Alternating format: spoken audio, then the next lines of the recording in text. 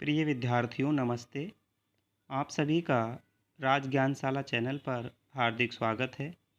आज हम कक्षा 9 क्षितिज भाग 1 के गद्य खंड से छठा पाठ प्रेमचंद के फटे जूते, जिसके लेखक हैं हरिशंकर परसाई, इस निबंध का अध्ययन करेंगे। तो आइए हरिशंकर परसाई जी का परिचय पढ़ लेते हैं।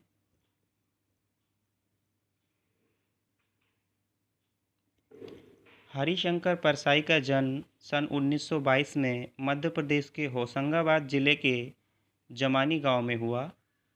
नागपुर विश्वविद्यालय से एमए करने के बाद कुछ दिनों तक अध्यापन किया। सन 1947 से स्वतंत्र लेखन करने लगे। जबलपुर से वसुधा नामक पत्रिका निकाली, जिसकी हिंदी संसार में काफ़ी सराहना हुई। सन 1995 में उनका निधन हो गया। हिंदी के व्यंग लेखकों में उनका नाम अग्रणी है। व्यंग होता है ताना मारना, ताना या उल्हाना या उपहास, व्यंग। परसाई जी की कृतियों में हंसते हैं, रोते हैं, जैसे उनके दिन फिरे कहानी संग्रह, रानी नागफनी की कहानी, तट की खोज उपन्यास, तब की बात और थी, भूत के पांव पीछे, बेईमानी की परत, पगडंडियों का जमाना, सदाचार का तावीज़, शिकायत मुझे भी है, और अंत में ये सभी निबंध संग्रह हैं। वैष्णव की फिसलन, तिरछी रेखाएं, ठिठुरता हुआ गणतंत्र, विकलांग श्रद्धा का दौर, ये व्यंग संग्रह हैं, सभी उल्लेखनीय हैं।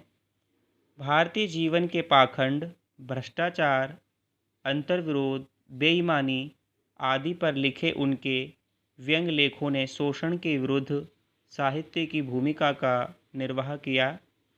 उनका व्यंग लेखन परिवर्तन की चेतना पैदा करता है। कोरे हास्य से अलग, कोरी हंसी से अलग, यह व्यंग आदर्श के पक्ष में अपनी उपस्थिति दर्ज कराता है। सामाजिक, राजनीतिक और धार्मिक पाखंड पर लिखे उनके व्यंगों ने व्यंग साहित्य के मानकों का निर्माण किया। परसाई जी बोलचाल की सामान्य भाषा का प्रयोग करते हैं, किंतु संरचना के अनूठेपन के कारण उनकी भाषा की मारक क्षमता बहुत बढ़ जाती है। यहाँ निबंध का परिचय दिया गया है।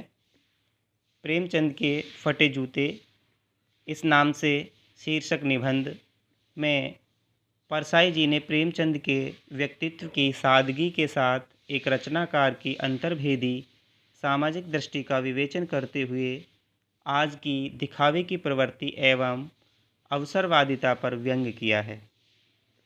प्रेमचंद मुंशी प्रेमचंद हैं, जो कि कथा सम्राट हैं, उपन्यास सम्राट हैं, लेखक हैं। आगे चलते हैं। हाँ, यहाँ से निबंध शुरू है। प्रेमचंद के फटे जूते। प्रेमचंद के फटे जूते। प्रेमचंद का एक चित्र मेरे सामने है। पत्नी के साथ फ़ोटो खिंचा रहे हैं। सिर पर किसी मोटे कपड़े की टोपी, कुर्ता और धोती पहने हैं। कनपटी चिपकी है। गालों की हड्डियाँ उभर आई हैं, पर घनी मूछें चेहरे को भरा भरा बतलाती हैं। पाँवों में कैनवस के जूते हैं। पाँवों में कैनवस के जूते हैं। कैनवस क्या है? एक मोटे कपड़ा होता है। मोटे कपड़े के जूते हैं, जिनके बंद बेतरतीब बंधे हैं। सलवे जो हैं वो बेतरतीब, बेढंगे, अच्छे ढंग से नहीं बंधी हुई हैं। लापरवाही से उपयोग करने पर बंद के सिरों पर की लोहे की पतरी निकल जाती है और छेदों में बंद डालने में परेशानी होती है। तब बंद कैसे भी कस लिए जाते हैं। दाहिने पाँव का जूता ठीक है, मगर बाएं जूते में बड़ा छेद हो गया है, जिसमें से उंगली बाहर निकल आई है। मेरी दृष्टि इस जूते पर अटक गई है। सोचता हूँ फ़ोटो खिंचाने की अगर यह पोशाक है तो पहनने की कैसी होगी। नहीं, इस आदमी की अलग अलग पोशाकें नहीं होंगी, इसमें पोशाकें बदलने का गुण नहीं है। यह जैसा है वैसा ही फ़ोटो में खिंच जाता है। बहुत ही व्यंग शैली का लेखक यहाँ पर प्रयोग कर रहे हैं। मैं चेहरे की तरफ देखता हूँ। क्या तुम्हें मालूम है मेरे साहित्यिक पुरखे कि तुम्हारा जूता फट गया है। हे मेरे साहित्यिक पुरखे, मेरे साहित्यिक पूर्वज, तुम्हारा जूता फट गया है और अंगुली बाहर दिख रही है। क्या तुम्हें इसका जरा भी एहसास है? जरा लज्जा, संकोच या झेप नहीं है? क्या तुम इतना भी नहीं जानते कि धोती को थोड़ा नीचे खींच लेने से अंगुली ढक सकती है, मगर फिर भी तुम्हारे चेहरे पर बड़ी बेपरवाही, बड़ा विश्वास है। फोटोग्राफर ने जब रेडी प्लीज़, कृपया तैयार हो, कहा होगा, तब परंपरा के अनुसार तुमने मुस्कान लाने की कोशिश की होगी, जैसा कि सभी लोग प्राय मुस्कान फ़ोटो खिंचाते समय लेकर आते हैं चेहरे पर। दर्द के गहरे कुएं के तल में कहीं पड़ी मुस्कान को धीरे धीरे खींचकर ऊपर निकाल रहे होंगे कि बीच में ही क्लिक करके फोटोग्राफर ने थैंक यू कह दिया होगा। विचित्र है ये अधूरी मुस्कान, ये मुस्कान नहीं, इसमें उपहास है, व्यंग है। यह कैसा आदमी है, यह कैसा आदमी है जो खुद तो फटे जूते पहने फ़ोटो खिंचा रहा है, पर किसी पर हंस भी रहा है। फ़ोटो ही खिंचाना था तो ठीक जूते पहन लेते या न खिंचाते। फ़ोटो ने खिंचाने से क्या बिगड़ता था? शायद पत्नी का आग्रह रहा हो, निवेदन रहा हो, और तुम अच्छा चल भाई कहकर बैठ गए होंगे। मगर ये कितनी बड़ी ट्रेजेडी है। ट्रेजेडी ट्रेजेडी होती है दुखद बात, दुखद घटना, कि आदमी के पास फ़ोटो खिंचाने को भी जूता न हो। मैं तुम्हारी ये फ़ोटो देखते देखते तुम्हारे कलेश को अपने भीतर महसूस करके जैसे रो पड़ना चाहता हूँ, मगर तुम्हारी आँखों का यह तीखा दर्द भरा व्यंग मुझे एकदम रोक देता है। तुम फ़ोटो का महत्व नहीं समझते। तुम फ़ोटो का महत्व नहीं समझते। समझते होते तो किसी से फ़ोटो खिंचाने के लिए जूते मांग लेते। लोग तो मांगे के कोट से वर दिखाई करते हैं, अर्थात विवाह के लिए जब सगाई जब होती है तो वर दिखाई करते हैं और मांगे की मोटर से बारात निकालते हैं। फ़ोटो खिंचाने के लिए तो बीवी तक मांग ली जाती है। तुमसे जूते ही मांगते नहीं बने। तुम फ़ोटो का महत्व नहीं जानते। लोग तो इत्र, सुगंधित सेंट चुपड़ कर फ़ोटो खिंचाते हैं, जिससे फ़ोटो में खुशबू आ जाए। गंदे से गंदे आदमी की फ़ोटो भी खुशबू देती है। बड़ा व्यंग कस रहे हैं परसाई जी। टोपी 8 आने में मिल जाती है। 8 आना बोलते हैं 50 पैसे को, 4 आना बोलते हैं चवन्नी को। और जूते उस ज़माने में भी 5 रुपए से कम में क्या मिलते होंगे। जूता हमेशा टोपी से कीमती रहा है। अब तो जूते की कीमत और बढ़ गई है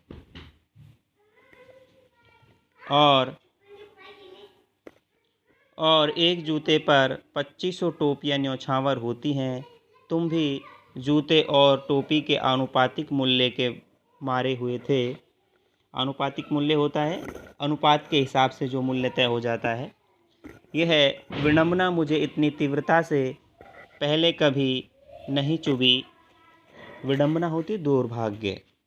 ये जो दुर्भाग्य है मुझे इतनी तीव्रता से पहले कभी नहीं चुभी जितनी आज चुभ रही है। जब मैं तुम्हारा फटा जूता देख रहा हूँ। तुम महान कथाकार, महान सम्राट, उपन्यासों के सम्राट, युग को बदलने वाले, जाने क्या क्या कहलाते थे, मगर फ़ोटो में भी तुम्हारा जूता फटा हुआ है।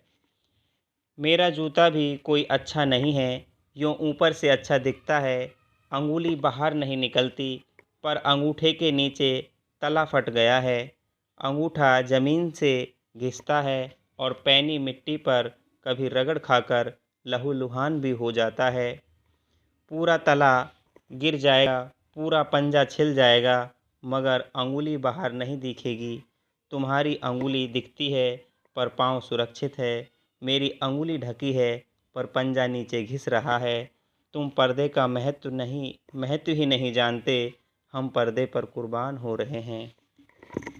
यहाँ लेखक ने प्रेमचंद के जूते और अपने जूते की तुलना की है कि तुम्हारा जो जूता है उसमें से पैर का अंगूठा जो है, उंगली है, वो बाहर है, लेकिन जूता तो मेरा भी ख़राब है, ज़्यादा अच्छा नहीं है। मेरे जूते का जो तलवा है वो घिस रहा है।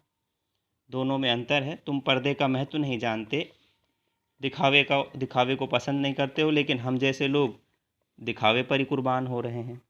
आगे चलते हैं। तुम फटा जूता बड़े ठाठ से पहने हो, मैं ऐसे नहीं पहन सकता। फ़ोटो तो ज़िंदगी भर इस तरह नहीं खिंचाऊँ, चाहे कोई जीवनी बिना फ़ोटो के ही छाप दे। जीवनी जीवन गाथा। तुम्हारी यह व्यंग मुस्कान मेरे हौसले पस्त कर देती है, मेरे हौसलों को हरा देती है। क्या मतलब है इसका, कौन सी मुस्कान है यह? प्रश्न चिन्ह लगा है, पूछा जा रहा है। क्या होरी का गोदान हो गया है? गोदान प्रेमचंद जी का एक उपन्यास है, विश्व प्रसिद्ध उपन्यास है, जिसका पात्र होरी है, नायक उसका होरी है। तो होरी का गोदान हो गया, अर्थात होरी ने क्या अपनी जो इच्छा थी गाय का दान करने की वो पूरी हो गई है उसकी? क्या पूस की रात में नील गाय हल्कू का खेत चर गई है? पूस की रात कहानी है, उसमें नील गाय हल्कू का खेत चर जाती है। क्या सुजान भगत का लड़का मर गया है? सुजान भगत कहानी है जिसमें उसका लड़का मर जाता है, क्योंकि डॉक्टर क्लब छोड़कर नहीं आ सकते। बड़ा व्यंग किया है उनकी रचनाओं पर यहाँ। मुझे नहीं लगता है माधो औरत के कफन के चंदे की शराब पी गया है। कफन कहानी है प्रेमचंद की, जिसमें माधो जो है कफन लेने जाता है, कफन का कपड़ा लेने जाता है, लेकिन उसकी वो शराब पी जाता है। वही मुस्कान मालूम होती है। मैं तुम्हारा जूता फिर देखता हूँ, कैसे फट गया। यह मेरी जनता के लेखक क्या बहुत चक्कर काटते रहे, क्या बनिए के तगादे से बचने के लिए मील 2 मील का चक्कर लगाकर घर लौटते रहे। तगादा होता है बार बार पैसे मांगना। बनिए से जब पैसे ले लेते हैं तो वो बार बार तगादा करता है। चक्कर लगाने से जूता फटता नहीं है, घिस जाता है। कुंभन दास का जूता भी फतेहपुर सीकरी जाने आने में घिस गया था। उसे बड़ा पछतावा हुआ। उसने कहा, आवत जात पनैया घिस गई, बिसर गयो हरि नाम। उन्होंने ये कहा था, आते जाते पनैया होते हैं जूते घिस गए और हरि का नाम जो है वो बिसर गया, हमारे हाथ से निकल आ जा रहा है। आवत जात पनैया घिस गई, बिसर गयो हरि नाम। और ऐसे बुलाकर देने वालों के लिए कहा था, जिनके देखे दुख उपजत हैं, तिनको करवो परे सलाम। कुमनदास जी ने कहा था कि जिनको देखने से दुख उपजता है, दुख पैदा हो जाता है, ऐसे लोगों को अब सलाम करना पड़ रहा है। अर्थात बड़ी विडंबना है, समय का फेर है। चलने से जूता घिसता है, फटता नहीं। तुम्हारा जूता कैसे फट गया? मुझे लगता है तुम किसी सख्त चीज़ को ठोकर मारते रहे हो। कोई चीज़ जो परत पर परत सदियों से जम गई है, उसे शायद तुमने ठोकर मार मार कर अपना जूता फाड़ लिया। अर्थात ऐसी किसी बुराई को मिटाने बुराइयों को ठोकर मारते रहे, इसलिए बुराइयों से लड़ते हुए तुमने अपना जूता जो है फाड़ लिया। कोई टीला जो रास्ते पर खड़ा हो गया था, कोई बाधा, कोई मुसीबत, टीला यहाँ बाधा का प्रतीक है, उस पर तुमने अपना जूता आजमाया। तुम उसे बचाकर उसके बगल से भी तो निकल सकते थे। टीलों से समझौता भी तो हो जाता है। सभी नदियाँ पहाड़ थोड़ी ही फोड़ती हैं, कोई रास्ता बदलकर घूमकर भी तो चली जाती हैं। तुम समझौता कर नहीं सके, क्या तुम्हारी भी वही कमजोरी थी जो होरी को ले डूबी? वही नेम धर्म वाली कमजोरी, नेम धर्म उसकी भी जंजीर थी, बाधा थी, मगर तुम जिस तरह मुस्कुरा रहे हो उससे लगता है कि शायद नेम धर्म तुम्हारा बंधन नहीं था, तुम्हारी मुक्ति थी।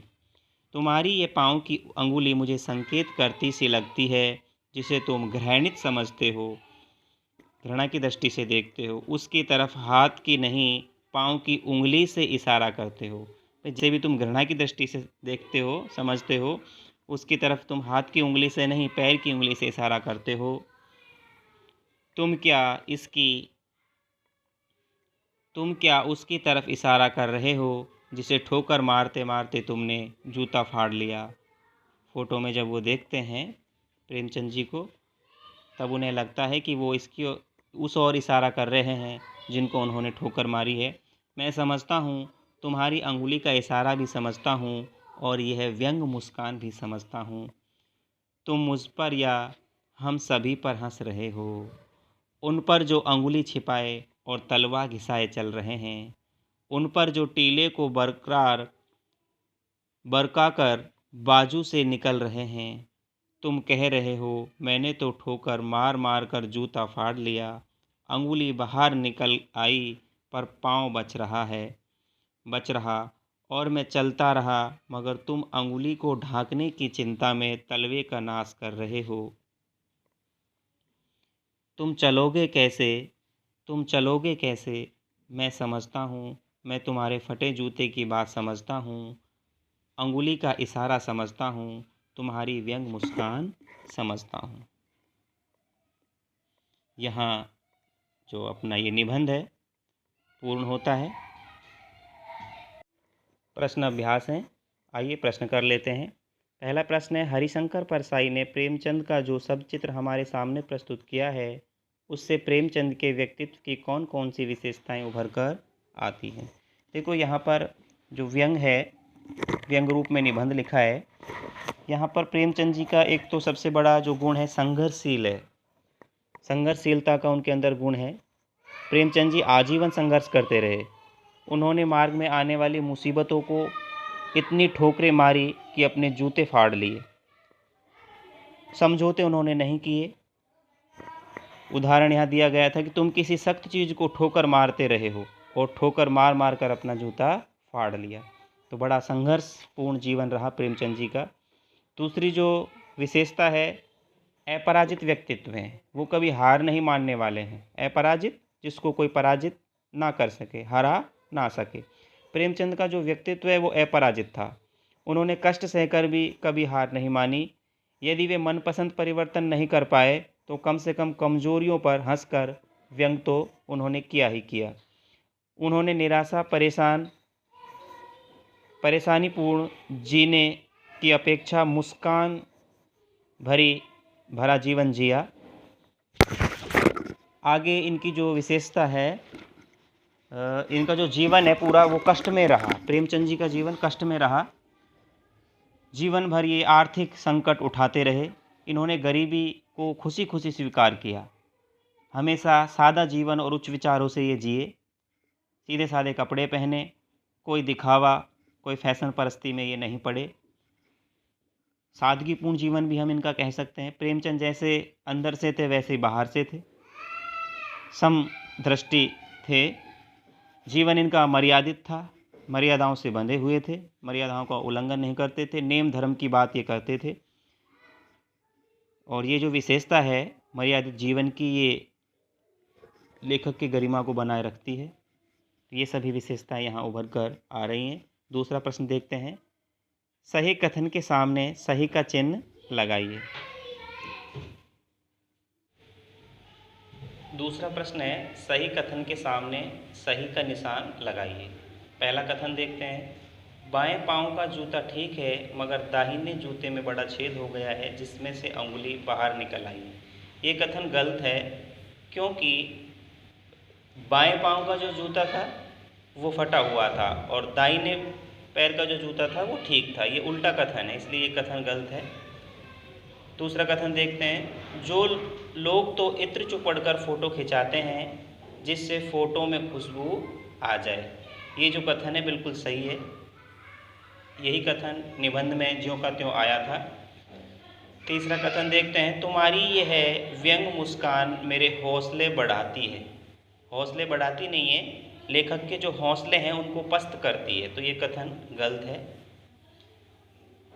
चौथा कथन देखते हैं, जिसे तुम घृणित समझते हो उसकी तरफ अंगूठे से इशारा करते हो। नहीं, अंगूठे से इशारा नहीं, उसकी तरफ हाथ की नहीं पैर की उंगली से इशारा करते हो, तो ये कथन भी गलत है। केवल मात्र ख कथन सही है, बाकी तीनों कथन गलत हैं। आगे चलते हैं, तीसरा प्रश्न देखते हैं। नीचे दी गई पंक्तियों में निहित व्यंग कथन को स्पष्ट कीजिए। जूता हमेशा टोपी से कीमती रहा है, अब तो जूते की कीमत और बढ़ गई है और एक जूते पर 2500 टोपियाँ न्यौछावर होती हैं। इस कथन का जो भावार्थ है, जूता हमेशा टोपी से कीमती रहा है, अब तो जूते की कीमत और बढ़ गई है। हमारे जीवन की यह दुर्भाग्य रहा है, हमारे जीवन का ये दुर्भाग्य है कि जिसका स्थान पैर में है अर्थात नीचे है उसे अधिक महत्वपूर्ण माना जाता है, और जिसका स्थान ऊपर है, सिर पर है, श्रेष्ठ है, उसे कम सम्मान मिलता है। आजकल तो जूतों का अर्थात ऐसे धनिक जो धूर्त हैं वो मान सम्मान उनका और भी ज़्यादा बढ़ रहा है। एक धनवान पर 2500 गुणी लोग न्यौछावर हो रहे हैं। गुणी लोग भी धनवानों की जो हुजूरी करते हुए दिखाई देते हैं। जो गुणवान लोग हैं वो भी धनवानों की अर्थात धनिक वर्ग की हाँ में हाँ मिलाते नजर आते हैं। दूसरा कथन देखते हैं, तुम पर्दे का महत्व नहीं जानते पर हम पर्दे पर कुर्बान हो रहे हैं। पर्दे का महत्व से मतलब है दिखावा। प्रेमचंद ने कभी भी दिखावे को महत्व नहीं दिया, उन्होंने असलियत को कभी भी छुपाने की कोशिश नहीं की। वे इससे संतुष्ट थे, वे जैसे बाहर से थे वैसे ही अंदर से थे। उनका पहनावा भिन्नता नहीं रखता था, समान पहनावे को वो महत्व देते थे। लेखक अपने युग की जो मनोभावनाएं हैं उन पर व्यंग करता है कि हम पर्दा रखने को बड़ा गुण नहीं मानते, छिपाना अपने आप को, जैसे घूंघट, पर्दा प्रथा। जो व्यक्ति अपने दुखों को छिपाकर समाज के सामने सुखी होने का नाटक करता है, अपनी हकीकत को छुपाए रखता है, हम उसी को महान मानते हैं। जो अपने दोषों को छिपाकर स्वयं को महान सिद्ध करता है उसी को महान मानते हैं। तो तुम पर्दे का महत्व ही नहीं जानते, हम पर्दे पर कुर्बान हो रहे हैं। घ देखते हैं, जिसे तुम घृणित समझते हो उसकी तरफ हाथ की नहीं पाँव की उंगली से इशारा करते हो। लेखक कहता है कि प्रेमचंद ने समाज में जिसे भी घृणा योग्य समझा उसकी तरफ हाथ की उंगली से नहीं बल्कि अपने पैर की उंगली से संकेत किया, अर्थात उसे अपनी ठोकरों पर रखा, अपने जूते की नोक पर रखा और उसके विरुद्ध संघर्ष बनाए रखा। आगे चौथा प्रश्न देखते हैं। पाठ में एक जगह पर लेखक सोचता है कि फ़ोटो खिंचाने की अगर ये पोशाक है तो पहनने की कैसी होगी, लेकिन अगले ही पल वे विचार करता है कि नहीं, इस आदमी की अलग अलग पोशाकें नहीं होंगी। आपके अनुसार इस संदर्भ में प्रेमचंद के बारे में लेखक के विचार बदलने की क्या वजह हो सकती है? इसके पीछे वजह यही है कि लेखक ने बताया कि सामान्य रूप से जो संसार के लोग हैं वो व्यवहार देखकर ही करते हैं। अधिकतर लोग अपने घर में पहनने के और बाहर पहनने के कपड़ों में अंतर रखते हैं। घर में अलग पहनते हैं, बाहर निकलते हैं तो अलग पहनते हैं। लेकिन प्रेमचंद जी के रोज़ के पहनावे में कोई अंतर नहीं था। प्रेमचंद जी सादा जीवन शैली पर चलते थे। लेखक ने देखा कि प्रेमचंद जीवन भर सरल और सहज बने रहे, उन्होंने कभी बनावटी जीवन जिया ही नहीं, इसलिए पोशाकें बदलने की बात उन पर लागू नहीं हो सकती। इसलिए उन्होंने अपनी बात को बदलते हुए यही कहा कि इस आदमी की अलग अलग पोशाकें नहीं हो सकती।